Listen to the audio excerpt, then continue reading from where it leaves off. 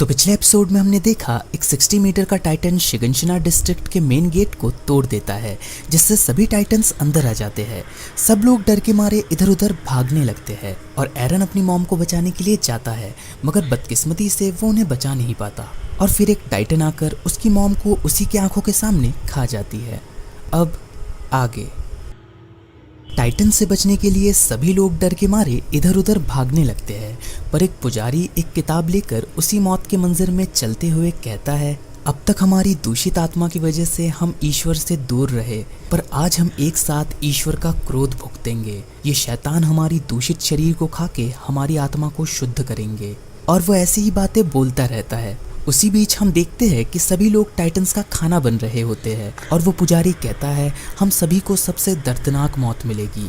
अब और क्या हे ईश्वर, आप हमारे साथ करोगे। और फिर एक टाइटन उसे भी खा जाता है। फिर हमें एक दूसरा सीन दिखाते हैं जिसमें हैनस एरन और मिकासा को लेकर भाग रहा होता है और एरन हैनस को मारते हुए कहता है कि हम माँ को बचाने ही वाले थे, मत सोचना कि हम इसके लिए आपके एहसानमंद होंगे। और फिर हैनस एरन को नीचे फेंकते हुए कहता है, खुद को संभालो, तुम अपनी माँ को इसलिए नहीं बचा पाए क्योंकि तुम कमज़ोर हो। साथ ही साथ वो कहता है कि मैं टाइटन से इसलिए नहीं लड़ पाया क्योंकि मैं कायर हूँ। और ऐसा कहते हुए उसके आंखों में आंसू आ जाते हैं। वो एरन से माफ़ी भी मांगता है और फिर एक पुराने हादसे की झलक मिकासा के आंखों के सामने आने लगती है। इसके बाद हमें एक दूसरा सीन दिखाया जाता है जिसमें एक सैनिक सभी लोगों से कह रहा होता है, अंदरूनी गेट तक पहुंचो, वहां बोट्स खड़ी है, जल्दी करो वरना खा लिए जाओगे। आप लोगों की जानकारी के लिए बता दूं, शिगंशिना जैसी बाहरी डिस्ट्रिक्ट जो कि दीवार के मेन पॉइंट्स पर मौजूद है, वो टाइटन्स के चारे की तरह होती है ताकि पहले मिलिट्री संसाधनों को बचाया जा सके। और जैसा कि होना था, शिगंशिना में रहने वाले बलि का बकरा बन गए। फिर हमें एक दूसरा सीन दिखाया जाता है जिसमें एक सैनिक किसी के सामान को फेंकते हुए कहता है, कोई भी अपने साथ कुछ भी मत लाना जिससे से ज्यादा लोग बोट में आ सके। और फिर आर्मिन एरन और मिकासा का इंतजार कर रहा होता है और वो उन्हें देख लेता है, पर एरन का चेहरा देखकर आर्मिन घबरा जाता है और उसके दादाजी उससे कहते हैं कि अभी हम कुछ नहीं कर सकते, पता नहीं उन्होंने क्या देखा होगा। और फिर एक सैनिक बाकी सैनिकों से तोपें तैयार करने को बोलता है टाइटन्स को मारने के लिए। इसके बाद हमें एक दूसरा सीन दिखाया जाता है जिसमें सब बहुत डर जाते हैं और बोट में चढ़ने के लिए धक्का मुक्की करने लगते हैं, पर सैनिक उन्हें बोट तक नहीं जाने देते क्योंकि वो पूरी भर चुकी होती है। और कुछ लोग तो बोट तक पहुंचने के लिए छलांग लगाना शुरू कर देते हैं। इसके बाद सभी बोट्स चलने लगती है। फिर सैनिक वॉल मारिया का गेट भी बंद करने लगते हैं और हैनस उनसे कहता है कि अभी से गेट को बंद मत करो, काफ़ी लोग अंदर फंसे हुए हैं। पर वो सैनिक कहता है कि अगर टाइटन्स इस गेट के अंदर आ गए तो कई शहर तबाह हो जाएंगे।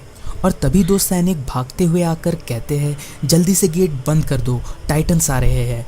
और वो गेट बंद करने लगते हैं। फिर वहाँ एक 15 मीटर का टाइटन आ जाता है और बाकी टाइटन्स के मुकाबले वो काफ़ी अलग होता है। उसे देखकर सभी सैनिक डर जाते हैं। फिर वो टाइटन दौड़ते हुए गेट की तरफ बढ़ने लगता है और सैनिक उसे रोकने के लिए तोप से हमला करते हैं।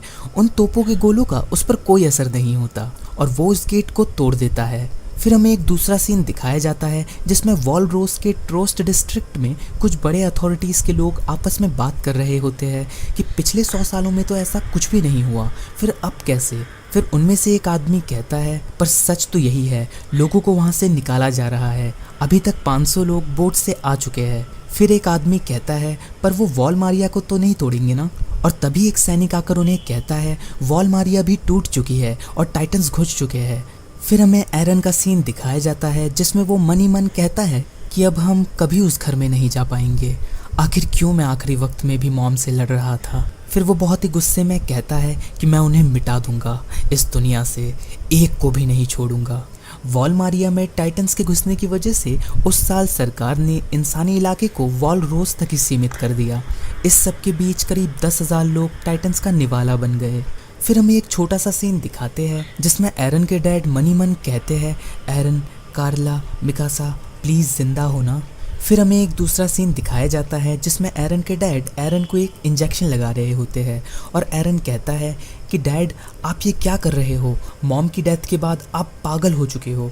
और उसके डैड कहते हैं कि ये तुम्हारी भलाई के लिए ही है और साथ ही साथ वो एरन को एक चाबी देते हुए कहते हैं कि इसे कभी खोना मत, तुम्हें इसके ताले तक जाना ही होगा। फिर हम देखते हैं कि एरन बस एक सपना देख रहा होता है और उसके इस तरह चौंक कर उठ जाने की वजह से मिकासा उससे पूछती है, क्या तुमने कोई बुरा सपना देखा? और एरन देखता है कि उसके गले में एक चाबी लटकी हुई है और मिकासा एरन से कहती है, चलो वो लोग खाना बांट रहे हैं। फिर वो लोग बाहर आकर देखते हैं कुछ लोग खाने के लिए लड़ रहे होते हैं और तभी आर्मिन उनके पास 3 ब्रेड लेकर आता है और कहता है, ये लो तुम दोनों के लिए। दादाजी ने बच्चों की बात कहकर एक्स्ट्रा ले लिए। और फिर कुछ लोगों को खाने के लिए लड़ता देख एक सैनिक दूसरे सैनिक से कहता है कि टाइटन्स दीवार तोड़कर अंदर आने के बाद इन्हें भी क्यों नहीं खा गए, ऐसे तो हमारे खाने की तंगी और भी बढ़ेगी। और ये सुनकर एरन गुस्से में उस सैनिक को एक लात मारता है और वो दोनों सैनिक उसे मारते हुए कहते हैं, तुम्हारी दिक्कत क्या है?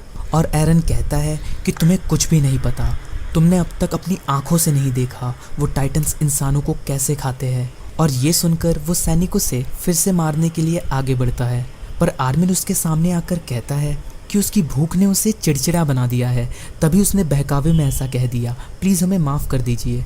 और फिर वो सैनिक अपने आसपास देखता है कि सभी लोग उसे देख रहे होते हैं, इसलिए वो बात को पलटते हुए कहता है कि हमारी ही वजह से तुम भूखे नहीं मर रहे, कम से कम इसका तो एहसान मानो। और ऐसा कहकर वो वहाँ से चला जाता है। और एरन धीरे से कहता है, बिल्कुल नहीं, मैं कायरो का एहसानमंद नहीं हूँ। मैं वापस वॉलमारिया में जाऊँगा और रास्ते में आने वाले हर टाइटन को काट डालूँगा। और ऐसा कहते हुए वो इस ब्रेड को आर्मिन की तरफ फेंक देता है और आर्मिन उसे पकड़कर कहता है कि तुम भूख से मर जाओगे।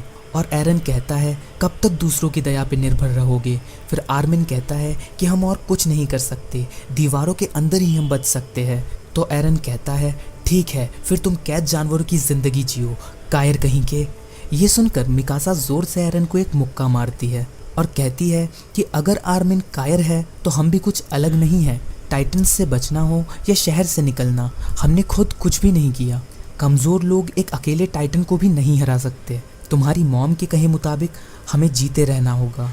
और ऐसा कहकर वो एरन के मुंह में वो ब्रेड ठूस देती है और कहती है, खाओ जिंदा रहने के लिए। कुछ दिनों बाद कई रेफ्यूजीज़ को खेती के लिए लगाया गया, पर फिर भी जब खाने की कमी बनी रही तो सैनिकों के साथ सरकार ने कई रेफ्यूजीज़ को भी शामिल कर लिया टाइटन्स से लड़ने के लिए। करीब 2,50,000 लोग शामिल हुए। वो पूरी बची हुई आबादी के 20% थे, पर बस कुछ 100 लोग ही बच पाए। हालांकि उनकी कुर्बानियों ने कुछ हद तक खाने की तंगी दूर कर दी। उन 2,50,000 लोगों में से एक आर्मिन के दादाजी भी थे जो कि मारे गए। और एरन कहता है, अगले साल मैं ट्रेनिंग कॉर्प्स में भर्ती होऊंगा, मैं खुद को ताकतवर बनाऊंगा। और आर्मिन कहता है, मैं भी। इसके बाद मिकासा भी कहती है, मैं भी। और एरन कहता है, इसकी ज़रूरत नहीं, तुम्ही ने कहा था ना कि ज़िंदा रहना ज़्यादा ज़रूरी है। तो मिकासा कहती है, तुम्हें ज़िंदा रखने के लिए ही मैं भर्ती होऊंगी। और एरन कहता है, ठीक है, फिर हम साथ रहेंगे। और फिर 1 साल बाद 104th ट्रेनिंग कॉर्प्स की भर्ती शुरू होती है। और एक सैनिक सभी से कहता है, तुम्हारे लिए बुरी खबर है, मैं केथ शारदिस तुम सबका इंस्ट्रक्टर हूँ और मैं तुम्हारे पल के बिछाए स्वागत नहीं करने वाला। अभी के लिए तुम सिर्फ एक चारा हो जिसे टाइटन्स मज़े से चबाकर खाएंगे। अभी वही तुम्हारी औकात है। हम तुम नाकारा नमूनों को अगले 3 साल में जाबाज बनाएंगे। और 3 साल बाद जब टाइटन तुम्हारे सामने होगा, क्या तब भी तुम सिर्फ चारा रहोगे या तुम एक जाबाज की तरह उनका शिकार करोगे? क्या तुम उनके लिए इंसानी मुरब्बा बनोगे या फिर उनका मुरब्बा बनाओगे? और फिर एरन मनी मन कहता है, हाँ मैं बदलूंगा और फिर उनमें से हर एक को मार डालूंगा।